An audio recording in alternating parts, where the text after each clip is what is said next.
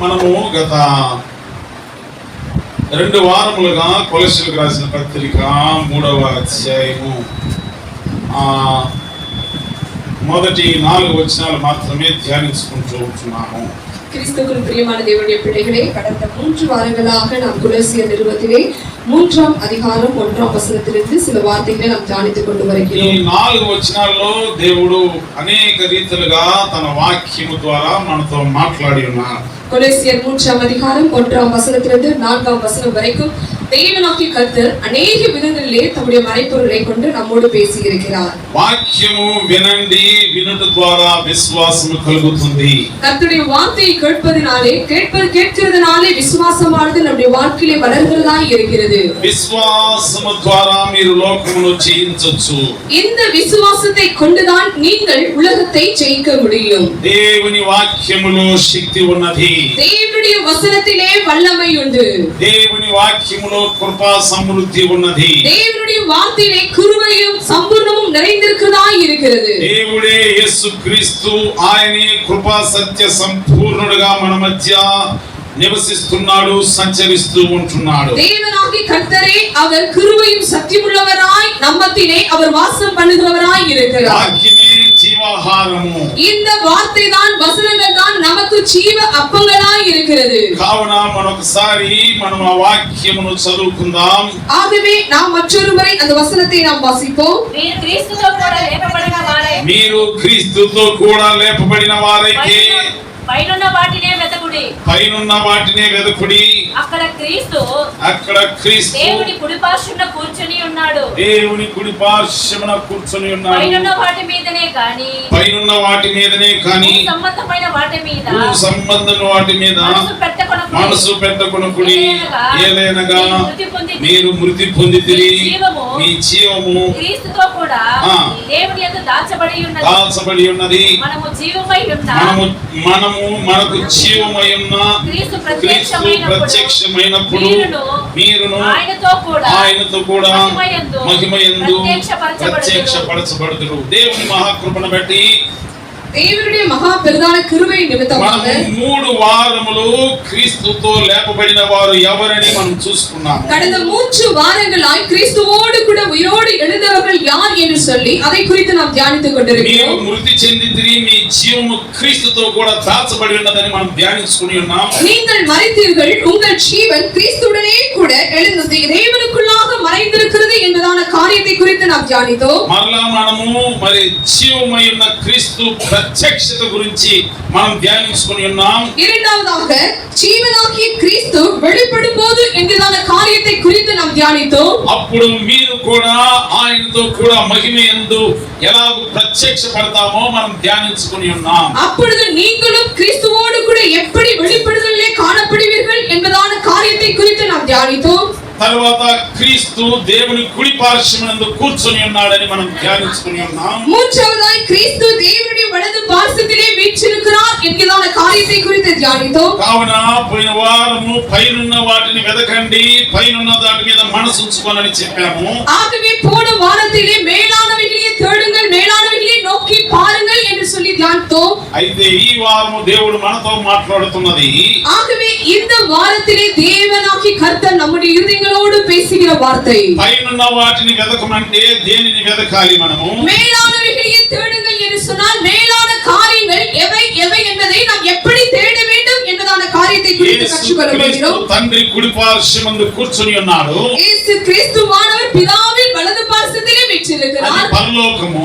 அது పరలోకமாய் இருக்கிறது. కాబట్టి ఆ పరలోకమున్న దేవుడి వైపు మనం చూస్తూ ఉంటున్నాం. ஆகவே பரலோகத்தில் வீற்றிருக்கிறதான தேவனை நோக்கி நாம் பார்த்து கொண்டிருக்கிறோம். ఈ సంఘము ఎవరిదంటే இந்த సభை யாருடையது என்று சொன்னால் యేసుక్రీస్తు స్వరక్తమిచ్చి సంపాదించిన సంఘము. இயேசு கிறிஸ்துவுடைய சுய இரத்தத்தினாலே சம்பாதித்ததான தேவ சபையாய் இருக்கிறது. యేసుక్రీస్తు మిమ్మల్ని సంపాదించుకొని ఉన్నాడు. உங்களையும் இயேசு கிறிஸ்துவானவர் தம்முடைய சுய இரத்தத்தினாலே சம்பாதித்து விட்டிருக்கிறார். మీరు దేవుని సొత్తై ఉన్న ప్రజలు. நீங்கள் தேவனுடைய சொத்தாய் இருக்கிற சொந்த ஜனதாராய் இருக்கிற ஜனங்கள். సంఘము యేసుక్రీస్తు ద్వారా విమోచించబడినది.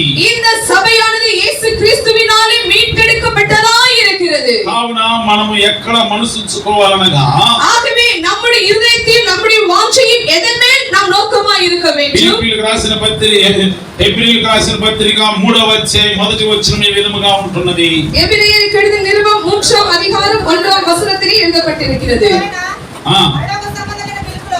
ఇందువలన పరలోక సంబంధమైన పిలుపులో పాలు పొందిన పరిశుద్ధ సహోదరులారా, మనము ఒప్పుకొనిన దానికి అపోస్తలులను ప్రధాన యాజకుడునైన యేసు మీద లక్ష్యముంచుడి. ఇక్కడ ఏం చెప్తున్నాడనగా, இங்கே என்ன சொல்லப்படுகிறது? ఓ సంఘము పరలోక సంబంధమైన పిలుపులో ఉంటున్నది. இந்த சபையானது పరిశుద్ధமான పరమ అழைపుకుள்ளாக ఉட்படுத்தப்பட்டதா இருக்கிறது. అప్పుడు పిలువబడిన వారు పరలోక సంబంధమైన పిలుపులో ఉంటున్నారు.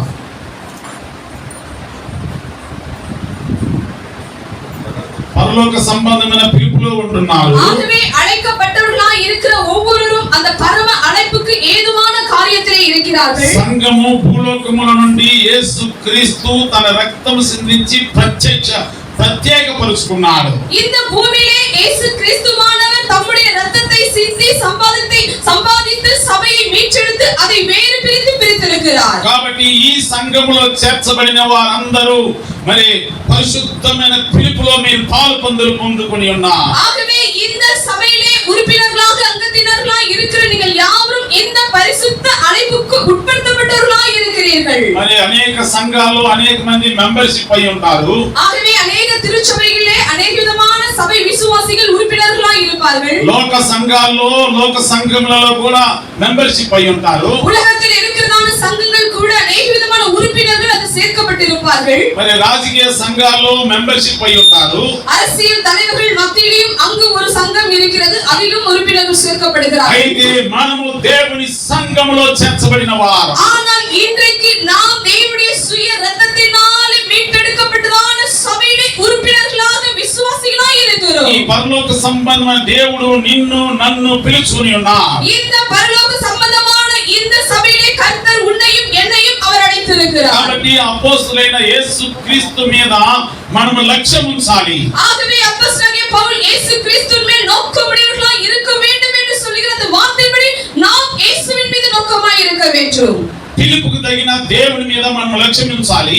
அழைப்புக்கு ஏற்ற விதத்திலே தேவன் மீது நாம் நோக்கமாய் இருக்க வேண்டும். పిలుపు పరలోక సంబంధమైనదైతే ఆ మీరు కూడా దాని మీదనే లక్ష్యం ఉంచాలి. இந்த అழைப்பு పరమ అழைப்பாய் இருக்கும் என்று சொன்னால் இந்த పరమ అழைப்புக்கு ஏதுவான காரியத்திலே நாம் நோக்கமுடையவர்களாய் இருக்க வேண்டும். హల్లెలూయా. హల్లెలూయా. పరలోకముందున్న దేవుడు, பரலோகத்தில் வீற்றிருக்கிற கர்த்தர், పరలోక సంబంధమైన పిలుపు, பரலோகத்தில் இருக்கிறதான அழைப்புக்கு ஏதுவான அழைப்பிலே పరలోక సంబంధమైన బిడ్డలము, பரலோகத்துக்கு சம்பந்தமாய் இருக்கிற உறுப்பினர்களாய் இருக்கிற விசுவாசிகள் ఆయన మీద లక్ష్యం ఉంచాలి. அவர் மீது நோக்கமுடையவர்களாய் இருக்க வேண்டும். దేవుని బిడ్డలు దేని మీద లక్ష్యం ఉంచాలి? தேவனுடைய பிள்ளைகள் எதன் மீது நோக்கமுடையவர்களாய் ఈ இருக்க లోకం வேண்டும்? దాని మీద మనం లక్ష్యం ఉంచుతున్నాము, అది లోక సంబంధమైనది. இந்த உலகத்தின் காரியத்தின் மீது நாம் நோக்கமுடையவர்களாய் இருப்போம் என்று சொன்னால் இது உலகத்துக்கு ஏதுவான காரியமாய் இருக்கும். ఫిలిప్పీయులకు రాసిన పత్రిక 4వ అధ్యాయం 8వ వచనంలో ఈ విధంగా రాస్తూ ఉంటున్నాడు. பிலிப்பியருக்கு எழுதின நிருபம் 4ஆம் அதிகாரம் మెట్టుకు సహోదరులారా, మెట్టుకు సహోదరులారా, ఏ యోగ్యత అయినను ఏ యోగ్యత అయినను ఎప్పైనను ఉండిన ఎడల ఏవి సత్యము, ఏవి సత్యమైనవో, ఏవి మాన్యమైనవో, ఏవి న్యాయమైనవో, ఏవి పవిత్రమైనవో, ఏవి రమ్యమైనవో, ఏవి ఖ్యాతిగలవో వాటి మీద ధ్యానముంచుకొనుడి.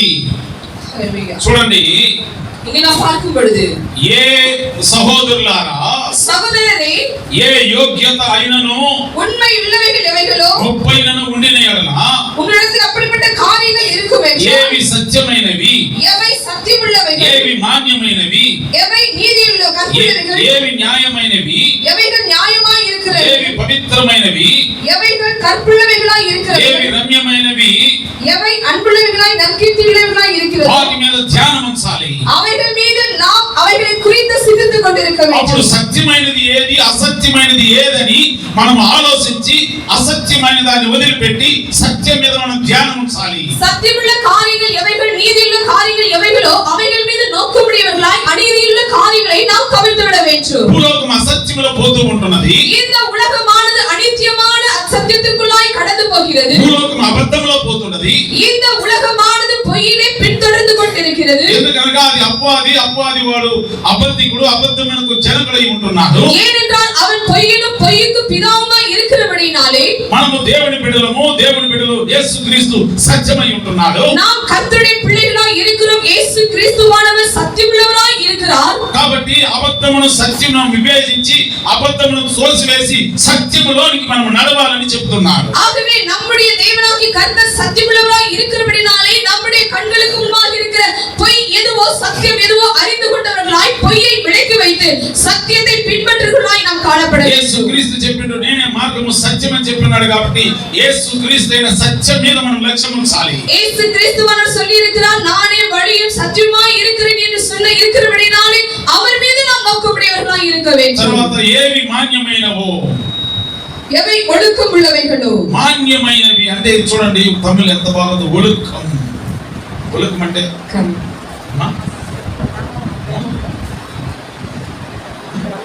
క్రమం. చూడండి ఏవి మాన్యమైనవంటే ఒழுக்கம் అంటే మరి క్రమము అని చెప్పి జ్యోతి చక్కగా ఆ క్రమము ఏవి క్రమమైనవి எவைகள் ஒழுக்கம் உள்ளவைகளோ వాటి ఏవి మాన్యమైనవి ఏవి క్రమమో అక్రమం ఉంది. దేవుని బిడ్డలు అక్రమముగా నడుచుకోకుండా క్రమమైన దాని మీద లక్ష్యం ఉంచాలి. தேவனுடைய பிள்ளைகள் அக்கிரமத்தின் பாதையிலே அவர்கள் செல்லாமல் தாங்கள் ஒழுக்கம் உள்ளவர்களாய் வாழ்கிறவர்களாய் காணப்பட வேண்டும். ఓ దేవుని సంఘములోనికి వచ్చిన తర్వాత పరిశుద్ధ పరలోక పిలుపులోనికి వచ్చిన తర్వాత అక్రమమైన దాన్ని వదిలిపెట్టి మాన్యమైన వాటి మీద మనం మనసు పెట్టుకోవాలి. தேவனுடைய பிள்ளைகள் சபையிலே கடந்து வந்த பிறகு அக்கிரமமான காரியங்களை ஒதுக்கி வைத்துவிட்டு ஒழுக்கமுள்ள காரியங்களை தேவனுடைய பிள்ளைகள் பின்பற்ற வேண்டும். తర్వాత ఏవి న్యాయమైనవో எவைகள் உண்மையுள்ளவைகளாய் இருக்கிறதோ అన్యాయం భూలోకంలో ఎక్కువవుతా ఉంది. இந்த உலகத்திலே அநீதியான காரியங்கள் அதிகமாய் அதிகரித்துக் கொண்டிருக்கிறது. దేవుని బిడ్డలు మనము అన్యాయము ఇతరులకు చేయకూడదు. మనం అన్యాయకరమైన ఆలోచనలు ఆలోచించకూడదు. நாம் மற்ற ஜனத்தாருக்கு அநீதியான காரியங்களை செய்யக்கூடாது. அவைகளை குறித்து நாம் சிந்திக்க கூடாது. కావున మరి ఏవి పవిత్రమైనవో எவைகள் கற்புள்ளவைகளாய் இருக்கிறதோ ఏవి రమ్యమైనవో எவைகள் அன்புள்ளவைகளாய் இருக்கிறதோ ఏవి ఖ్యాతిగలవో எவைகள் நற்கீர்த்தி உள்ளவைகளாய் இருக்கிறதோ మరి ఏవి ఖ్యాతిగలవు ఏవి మనల్ని డెవలప్ చేస్తావో వాటి మీద మనసు ఉంచుకోవాలి. எவைகள் நம்மை நற்கீர்த்தி வளர்ச்சி பாதையிலே நம்மை நடத்துகிறதோ அவைகளை குறித்து நாம் சிந்திக்க வேண்டும். చదువుకునే బిడ్డలకు ఏది మిమ్మల్ని డెవలప్ చేస్తుందో దాని మీద మీరు ధ్యానం ఉంచి మీరు చదువుకుంటే మీరు డెవలప్ అవుతారు. படிக்கிற பிள்ளைகள் எதிலே அதிகமாய் படித்து தங்களை வளர்த்துக் கொள்ள முடியுமோ ஞானத்திலும் அறிவிலும் வளர்க்க முடியுமோ அந்த காரியத்தை குறித்து சிந்தித்து அவைகளை பின்பற்றுகிறவர்களாய் இருந்தால் நிச்சயமாகவே உங்களுடைய வாழ்க்கையில் ஒரு வளர்ச்சியை பார்க்க முடியும். ఉద్యోగస్తులు ఉద్యోగం మీద లక్ష్యం ఉంచి దానిని బేస్ చేసి మీరు జీవించినట్లయితే అక్కడ మీరు గొప్పలు అవుతారు. வேலை செய்கிற ஸ்தலங்களிலே நீங்கள் ஒழுக்கமுடையவர்களாக நீதியுள்ளவர்களாய் நீங்கள் செயல்படும் பொழுது அவைகளை உங்களுடைய வாழ்க்கையில் வளர்த்துக் கொள்ளும் பொழுது வேலை ஸ்தலத்திலும் கூட கர்த்தர் உங்களுக்கு ஒரு உயர்வை கொடுப்பார். కుటుంబం కట్టుకునే వారు కుటుంబం మీద లక్ష్యం ఉంచి కుటుంబం కట్టుకుంటే నీ కుటుంబం ఆశీర్వాదకరంగా డెవలప్ అవుతుంది. குடும்பத்தை கட்டுகிற ஸ்திரீயானவர்கள் தங்களுடைய குடும்பத்தை எவ்விதங்களிலே கட்ட முடியும் எப்படி அத்தனை காரியங்களை சீர்படுத்த முடியுமோ அவைகளை குறித்து நோக்கு கொண்டவர்களாய் செயல்படுத்துவர்களாய் இருக்கும் பொழுது உங்களுடைய குடும்பத்திலே ஒரு வளர்ச்சியை பார்க்க ఓ முடியும். దేవుని బిడ్డలు మీరు మీ బిడ్డలను మ్యూజిక్ వాయించు వాటిలో నేర్పించండి. పాటలు పాడే దాంట్లో నేర్పించండి. వాటిలో వారు గొప్పవారు అవుతారు. தேவனுடைய பிள்ளைகளாய் விசுவாசிகளாய் இருக்கிற நீங்கள் உங்களுடைய பிள்ளைகளை இசை கருவிகளை கற்றுக்கொள்வதிலும் பாடல் பாடுவதிலும் அவைகளிலே அவர்களை தேர்ச்சி அடைகிறவர்களாக நீங்கள் செயல்படுத்தும் பொழுது நிச்சயமாகவே உங்களுடைய பிள்ளைகளுடைய வாழ்க்கையில் ஒரு வளர்ச்சியை பார்க்க முடியும். దివారాత్రులు దేవుని వాక్యమును ధ్యానించండి. అప్పుడు మీరు గొప్పవారు అవుతారు. இரவும் பகலும் கர்த்தருடைய வேதத்தை தியானிக்கிறவர்களாய் நீங்கள் செயல்படும் பொழுது நிச்சயமாகவே நீங்கள் வாக்கியமுடையவர்களாய் மாறுவீர்கள். ఇదా ఒక మనిషిని గొప్ప చేస్తాయి. இவைகள் தான் ஒரு மனிதனுடைய வாழ்க்கையை மேன்மைப்படுத்தக்கூடியதாகவும் வளர்ச்சி பாதையில் நடத்தக்கூடியதாகவும் இருக்கிறது. వాటి మీద ధ్యానం ఉంచుకోవాలి. நீங்கள் இவைகளை தான் சிந்தித்துக் கொண்டிருக்க வேண்டும். వాటిని గురి కలిగి జీవించాలి. அவைகளை நோக்கம் கொண்டவர்களாய் அவைகளை பின்பற்றுகிறவர்களாய் நீங்கள் வாழ ఈ வேண்டும். మార్గాల్లో నడవాలి. இந்தந்த வழிகளிலே நீங்கள் நடக்க வேண்டும். సుమా కేంటి పోగదల్ల విని ఇక్కడ నుంచి గతించిపోయేది కాదు. లైఫ్ లో மாற்றம் வரணும். నీ జీవితంలో ఒక మార్పు రావాలి. இங்க வருது ఎందుకని சொன்னா ஒரு மாற்ற பாதையில போகணும். ఇక్కడ వచ్చే సంఘాన్ని దేవుని మందిరానికి ఎందుకు వస్తున్నామంటే ఇక్కడ నుంచి మనం ఒక మార్పు చెంది ఈ స్థలం నుంచి మనం వెళ్ళాలి. அழைப்பு பரலோகத்தின் அழைப்பு பரலோகத்திலே பங்கு பெற்றுக்கொள்ள வந்திருக்கிறோம். పరిశుద్ధమైన పిలుపులో పాల్గొనుటకే దేవుడు మనల్ని పిలిచి ఉన్నాడు. பங்கு உண்டு. మీకు అక్కడ ఒక భాగం ఉంది. హల్లెలూయా. హల్లెలూయా. பங்குதாரர்கள். మీరు అక్కడ పాల్గొనే పంగుదారులుగా ఉన్నారు. హల్లెలూయా. உங்க குடும்பத்திலே 5 பேர் 4 பேர் இருக்கலாம், எப்படி பங்கு இருக்கோ ஏசப்பா கிட்ட வந்தாச்சுன்னா உங்களுக்கு எல்லா பங்கு அவர் எடுத்து வச்சிருக்கிறாரு. ஏற்ற காலத்துல அது கண்டிப்பா தருவாரு. మీ కుటుంబంలో ఎలాగో ఒక భాగమని నలుగురికని మీరు ఇచ్చి ఉన్నారు, ఆ విధంగానే పరలోకంలో ప్రభువైన యేసుక్రీస్తు కూడా మీకని ఒక భాగాన్ని ఆయన ఎత్తి పెట్టి ఉన్నాడు. దేవుని బిడ్డలు మరి ఇంకా ఎందుకో పరలోకం మీద మనం లక్ష్యం ఉంచాలి, యేసుక్రీస్తు మీద లక్ష్యం ఉంచాలని మనకు తెలియపరుస్తున్నది. தேவனுடைய பிள்ளைகள் பரலோகத்திலே எதற்காக அந்த பரம அழைப்பை நோக்கி பார்க்க வேண்டும் என்று சொல்லி கர்த்தர் நம்மோடு கூட பேசிக் கொண்டிருக்கிறார். ఎఫెసీయుల రాసిన పత్రిక మొదటి అధ్యాయం 3వ వచనం ఒకసారి చదువుకుందాం. ఎఫెసీయుల నిరుబం 3వ అధ్యాయం 1:3. మన ప్రభువైన యేసుక్రీస్తు యొక్క తండ్రి అయిన దేవుడు స్తుతింపబడును గాక. ఆయన క్రీస్తునందు పరలోక విషయములలో ఆత్మ సంబంధమైన ప్రతి ఆశీర్వాదమును మనకు అనుగ్రహించెను. ఇక్కడ చెప్తున్నాడు, எங்க வேதத்திலே பார்க்கிறோம், క్రీస్తునందు పరలోక విషయంలో ఆత్మ సంబంధమైన ప్రతి ఆశీర్వాదం ఉంది. இயேசு கிறிஸ்துவின் நிமித்தமாய் பிதாவாகிய தேவனுக்குள்ளாக கிறிஸ்துவுக்குள் உன்னதங்களிலே சகல விதமான ஆவிக்குரிய ஆசீர்வாதங்கள் உண்டு. పరలోక విషయంలో యేసుక్రీస్తునందు ఆత్మ సంబంధమైన ఆశీర్వాదాలు ఉన్నవి. వాటిని సంఘ బిడ్డలు పొందుకోవాలి. பரலோகத்திலே கிறிஸ்துவுக்குள் உன்னதங்களிலே மறைத்து வைத்திருக்கிறான சகல விதமான ஆவிக்குரிய ஆசீர்வாதங்களை சபை விசுவாசிகள் பெற்றுக்கொள்ள வேண்டும். మీరు అన్నిటికీ ప్రయాసపడుతున్నారు. நீங்கள் உலகத்தில் இருக்கிறதான எல்லா காரியங்களையும் பெற்றுக்கொள்வதற்கு அதிக பிரயாசப்படுகிறீர்கள். ఇప్పుడు వీటిని కూడా పొందుకునే దానికి మీరు ప్రయాసపడి మీరు పొందుకోవాలి. శరీరத்தினுடைய காரியங்களை பெற்றுக்கொள்வதற்கு நீங்கள் எவ்வளவாய் பிரயாசப்படுகிறீர்களோ அதுபோல ஆவிக்குரிய காரியங்களில் இருக்கிறதான ఆశీర్వాదాలను పెట్టుకొనుటకు நாம் ప్రయాసపడ வேண்டும். ఇవి మీరు పొందుకోవాలంటే ఉదయ కాలంలో లేచి మీరు ప్రార్థన చేయాలి.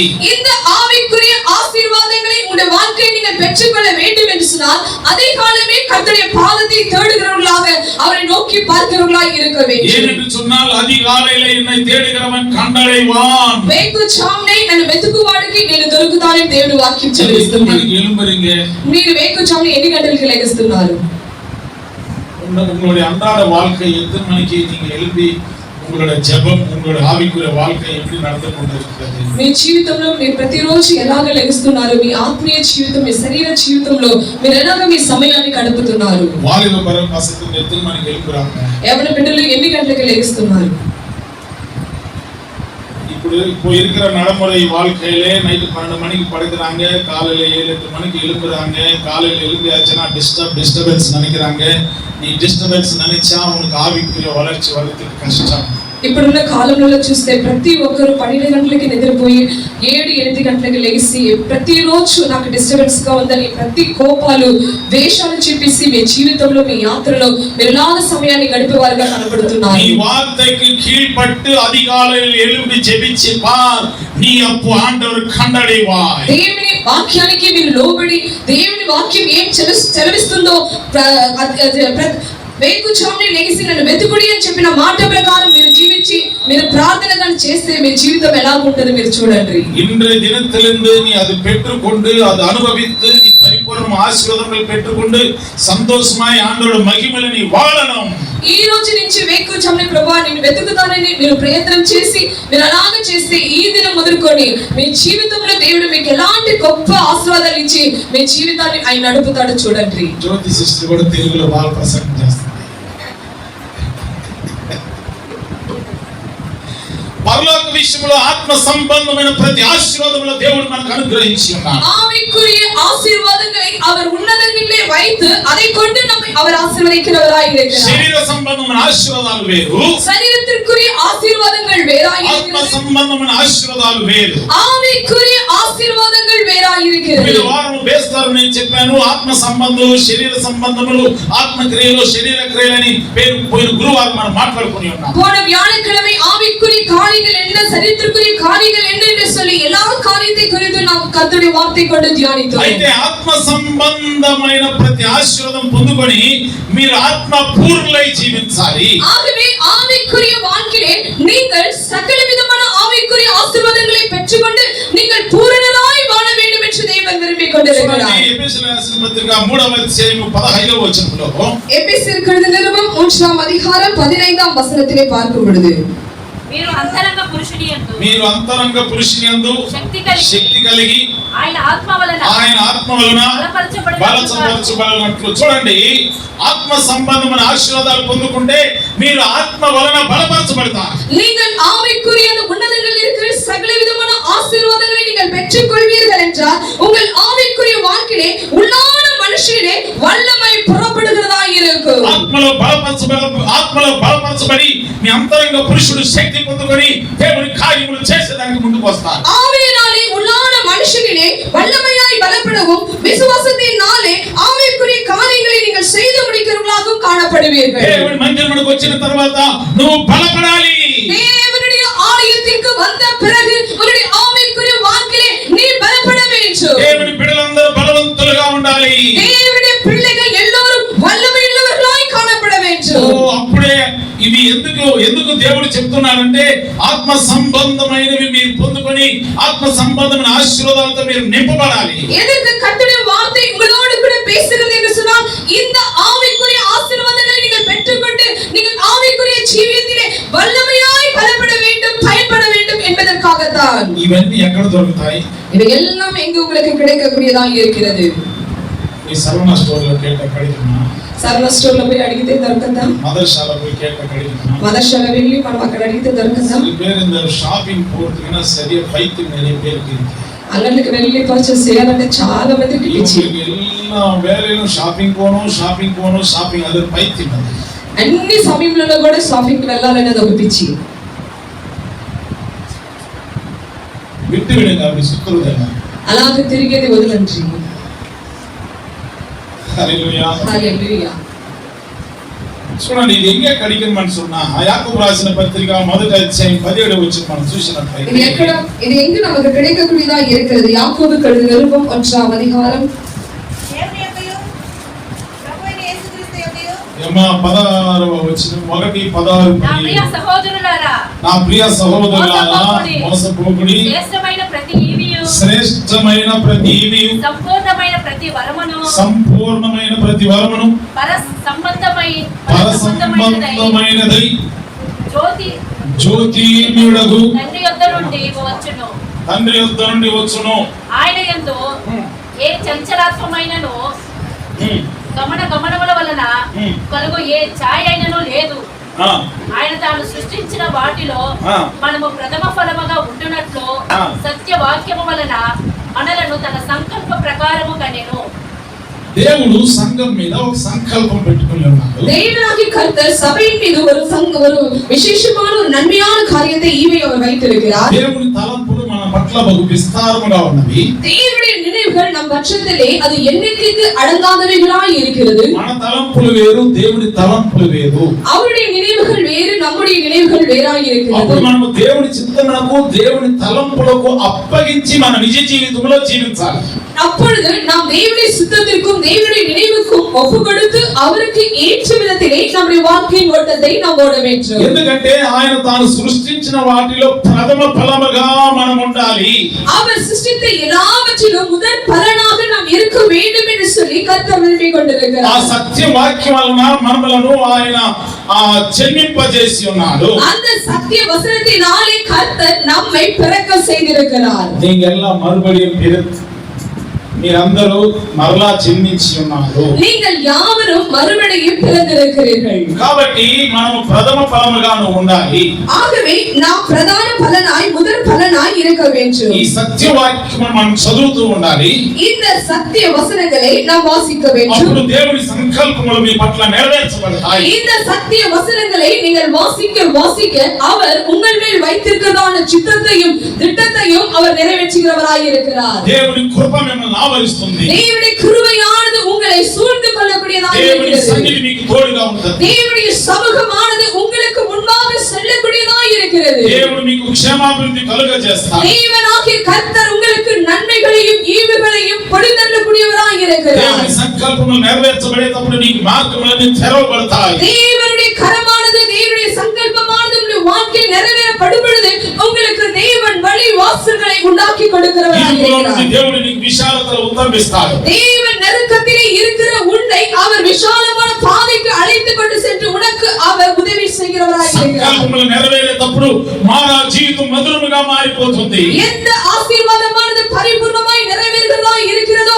அந்த தலத்தில் இருக்கிற மாறாவும் கூட மதுரமாய் மாறுகிறதாய் இருக்கிறது. సంకల్పములు నెరవేరేటప్పుడు దుష్టత్వము నుండి నీకు విడుదల దొరుకుతుంది. உம்முடைய பிதாவினிடத்தில் வருகிறதான எல்லா நன்மைகளும் உனக்கு நிறைவேறப்படும் பொழுது உன்னுடைய வாழ்க்கையில் இருக்கிறதான அந்தகார கிரியைகளிலிருந்து கர்த்தர் உனக்கு விடுதலை கொடுக்கிறவராய் இருக்கிறார். దేవుడు తన సంకల్పం పెట్టుకొని నిన్ను పిలుస్తున్నాడు నా ప్రియ సహోదరుడా సహోదరి. தேவனாகிய கர்த்தர் இன்றைக்கு அவர் ஒரு திட்டத்தை வைத்துக் கொண்டு உன்னை இன்றைக்கு அவர் பரம அழைப்புக்குள்ளாக அழைத்துக் கொண்டிருக்கிறார். సత్య వాక్యం వలన నిన్ను స్వతంత్రులుగా చేయాలని దేవుడు నిన్నే పిలుస్తూ ఉంటున్నాడు. இந்த சத்திய வசனத்தினாலே இன்றைக்கு உன்னை சுதந்திரவாளியாய் மாற்றும்படியாகவே அவர் உன்னை அழைத்துக் கொண்டிருக்கிறார். దేవుని సంకల్పం నీ పట్ల నెరవేరేటప్పుడు నీ చీకటి బ్రతుకు వెలుగుగా మారిపోతుంది. தேவனுடைய அந்த நன்மையான பூரணமான எந்த ஈவும் உன்னுடைய வாழ்க்கையிலே நிறைவேறப்படும் பொழுது உன் வாழ்க்கையில் இருக்கிறதான எல்லா இருளும் எல்லா அந்தகாரமும் உன்னை விட்டு விலகக்கூடியதாய் இருக்கிறது. దేవుని సంకల్పము నిన్ను చీకటి నుండి తన ఆశ్చర్యకరమైన వెలుగులోనికి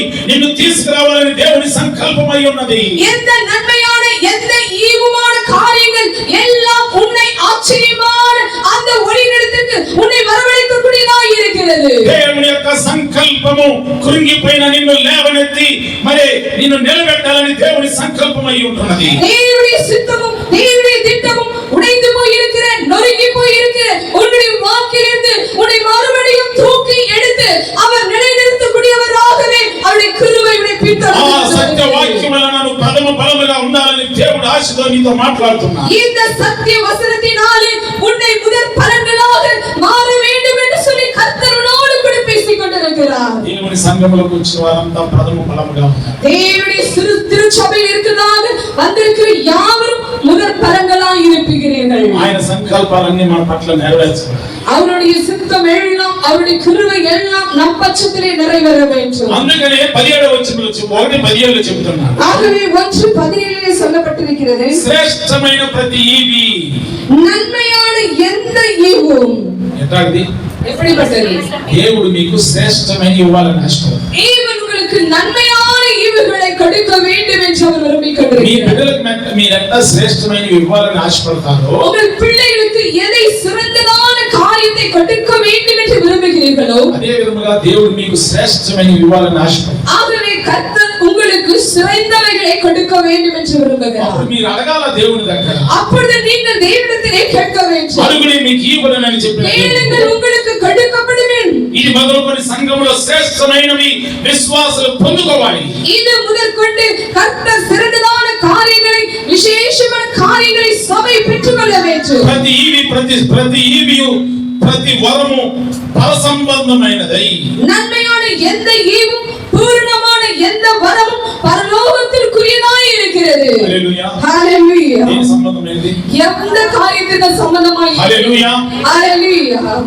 ఏం చెప్పరా మీరు ఇస్తారా చెప్తాలే. హల్లెలూయా. ஹalleluya.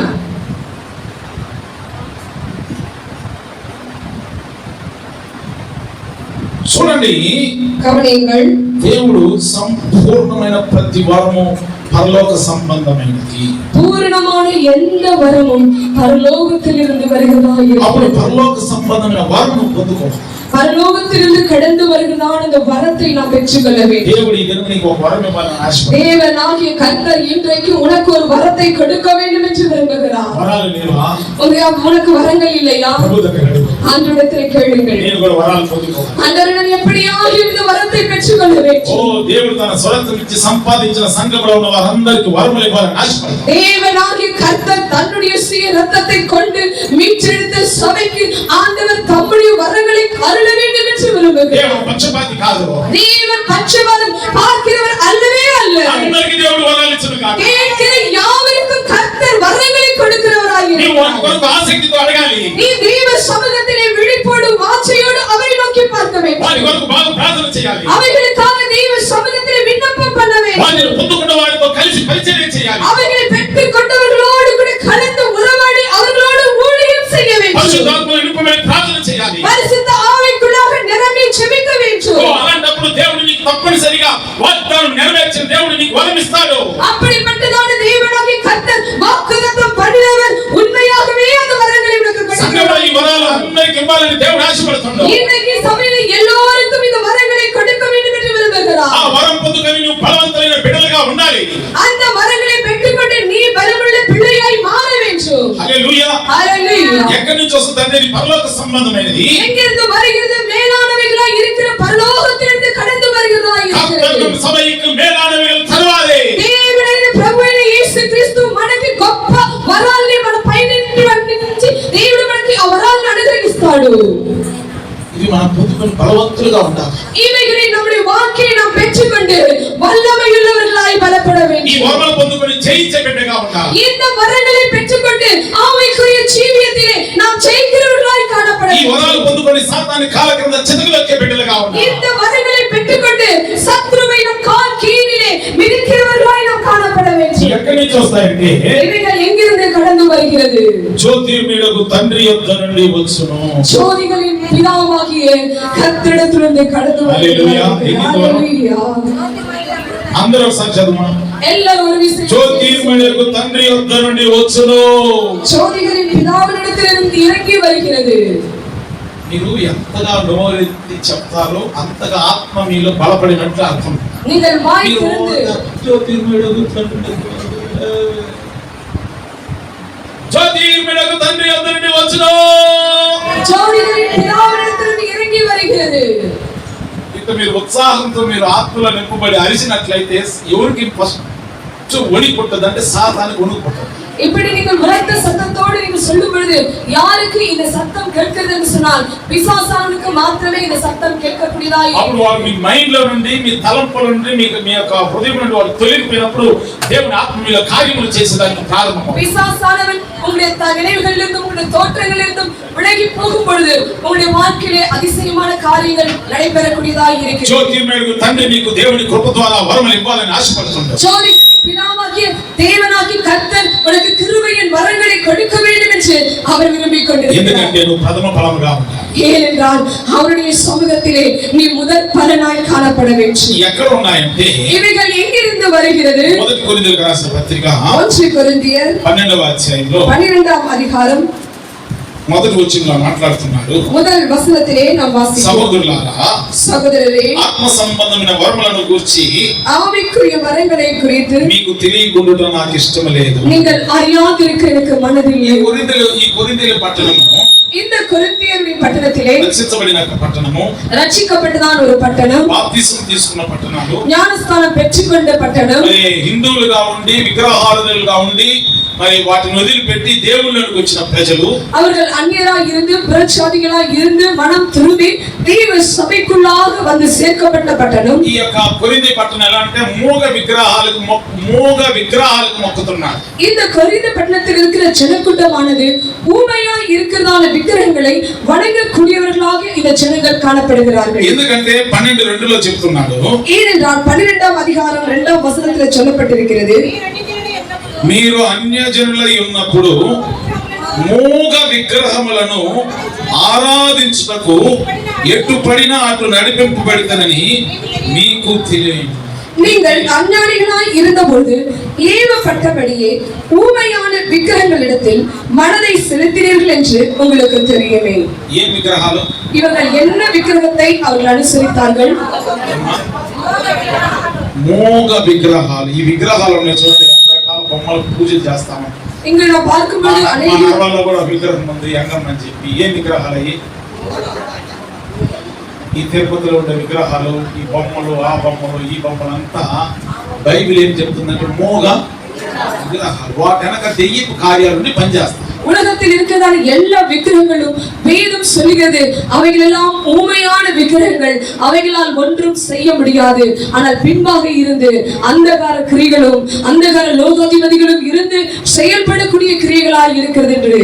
ఆ విగ్రహాలకు పోతే ఆ విగ్రహాలు పాపం ఏమి చేయవు. వాటి పక్షమున సాతాను క్రియలు ఉండి వాళ్ళకి అక్కడికి వచ్చే వాళ్ళకి వాళ్ళ క్రియలు చేసి వాళ్ళని మోసపుచ్చి నరకానికి తీసుకుపోతుంది.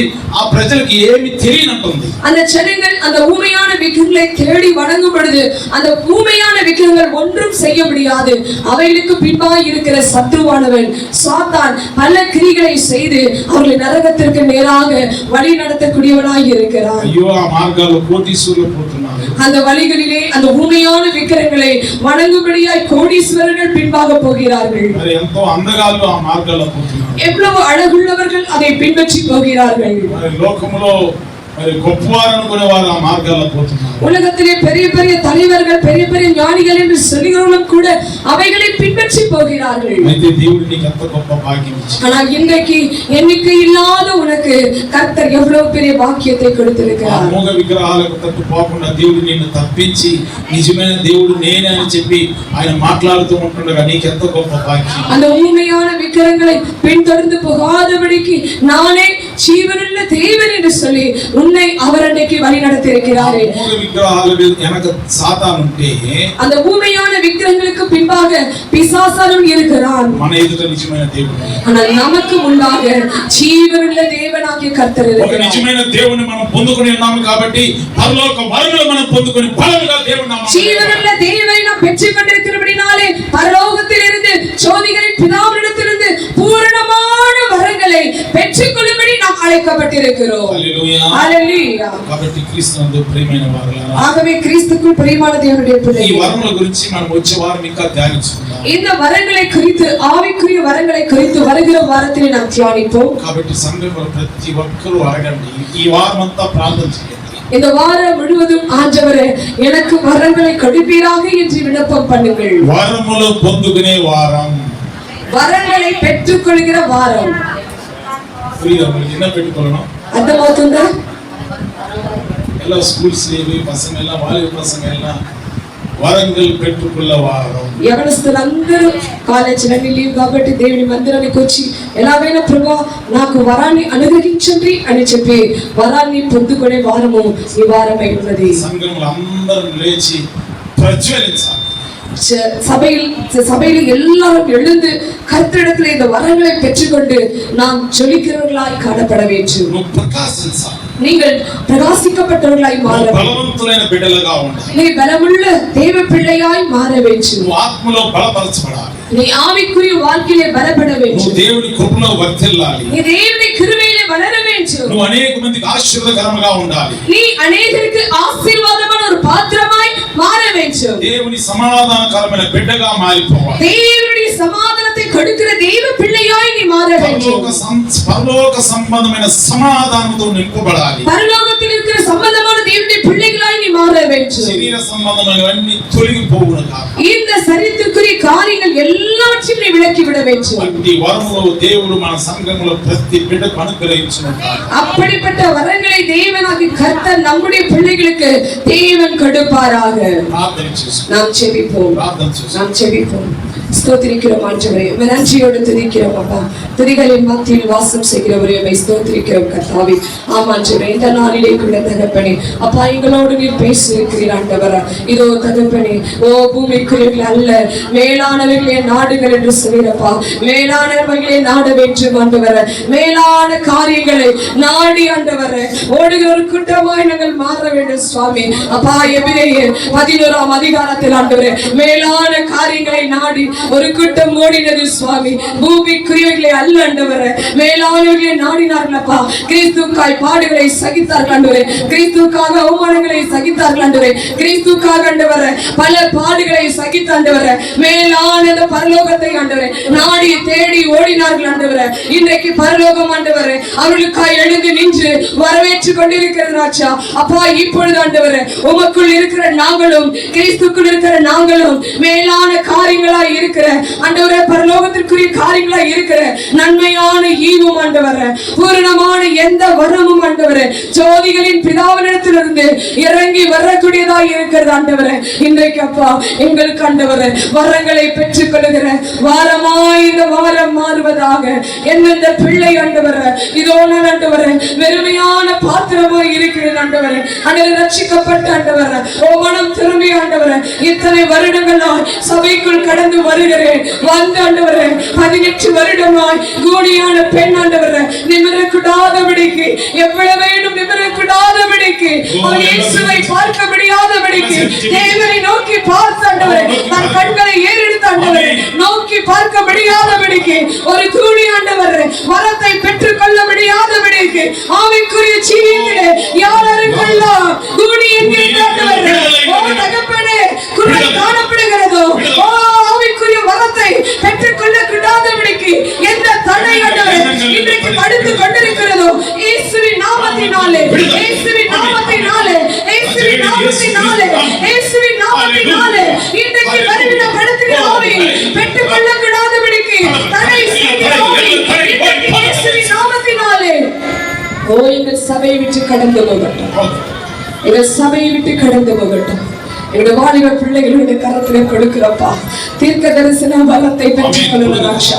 தரிசனங்களை பெற்றுக் கொள்ளணும் சொப்பனங்களை பெற்றுக் கொள்ளணும் என்னுடைய வாலிப பிள்ளைகளுக்கு கொடுப்பீராக ஆண்டவரே. அப்பா தகப்பனே ஆண்டவரே ஸ்திரீகளுக்கும் புருஷர்களுக்கும் ஆண்டவரே சொப்பனங்களை கொடுப்பீராக. எங்கள் சபையில் ஆண்டவரே அந்நிய பாஷைகள் பேசுகிற வரம் ஆண்டவரே பற்பல பாஷைகள் பேசுகிற வரம் ஆண்டவரே வியாக்கியானம் செய்கிற வரம் ஆண்டவரே ஓ தகப்பனே ஸ்தோத்திரிக்கிற 9 வரங்களும் நிசி சபையிலே செயல்படுவதாக நன்றியோடு வைத்திருக்கிறோம். நன்றியோடு துதிக்கிறோம். ஒருவரும் வெறுமையான பாத்திரமாய் எங்கள் சபையில் இருக்கக்கூடாது. ஒருவரும் எட்டையாய் இருக்கக்கூடாது. ஒருவரும் வெறுமையானவர்களாய் இருக்கக்கூடாது. என்னிடத்தில் இந்த வரம் இருக்கிறது என்று சொல்லக்கூடியவர்களாய் இடப்படும்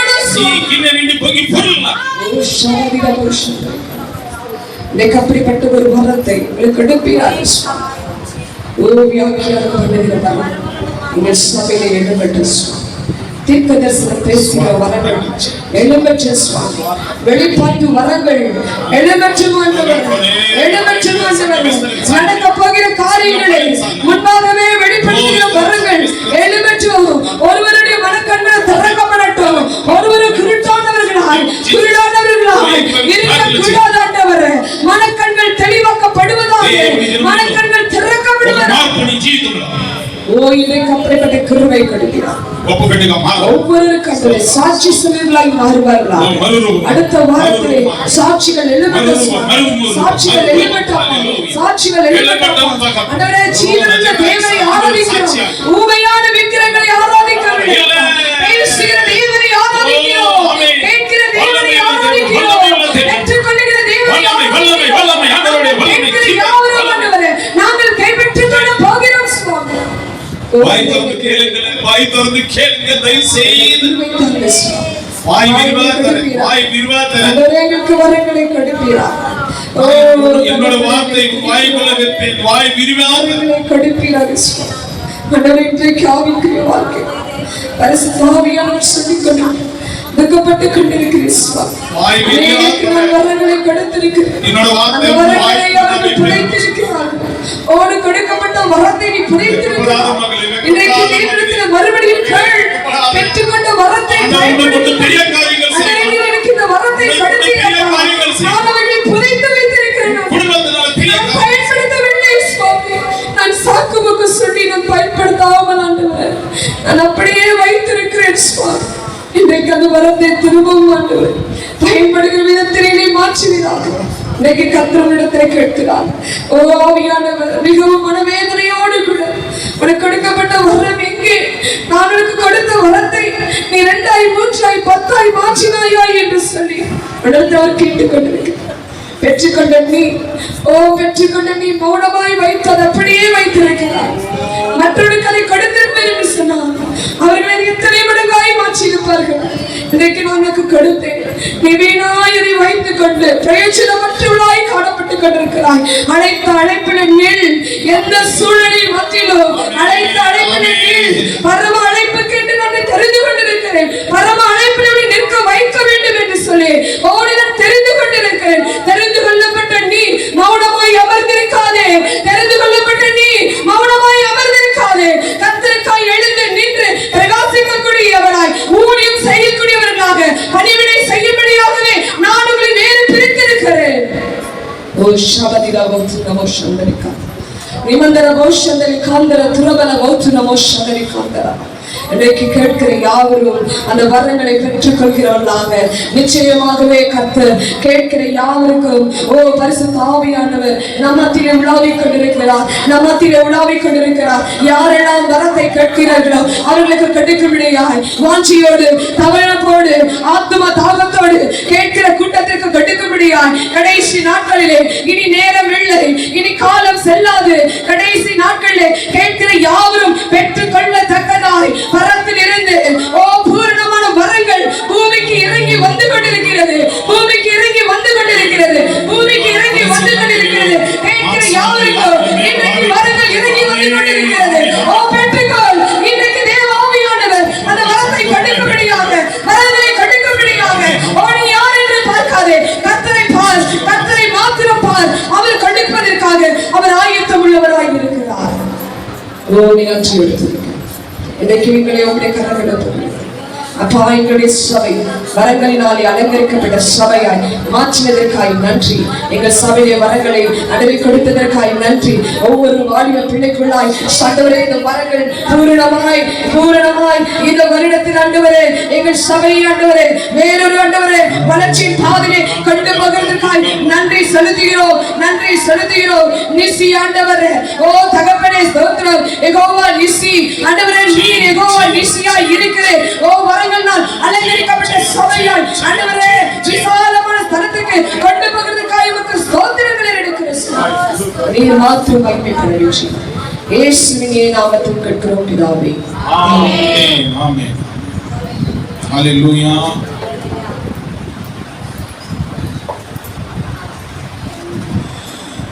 మా సభలను పెద్ద చేసి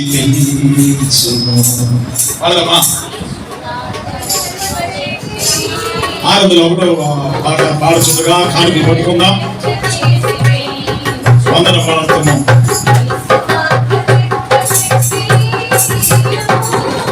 మోసపుచ్చునందగా ఆరంభంలో ఒకటో పాట. మోసపుచ్చునందగా యేసు కృపను కుమ్మరించును. యేసు కృపను కుమ్మరించును.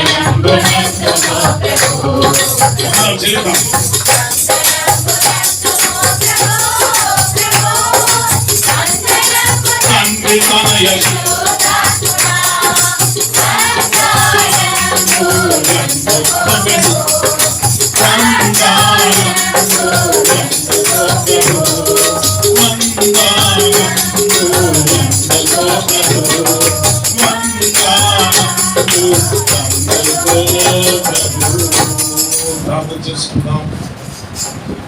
కానుకల మీద ప్రార్థన చేసుకుందాం.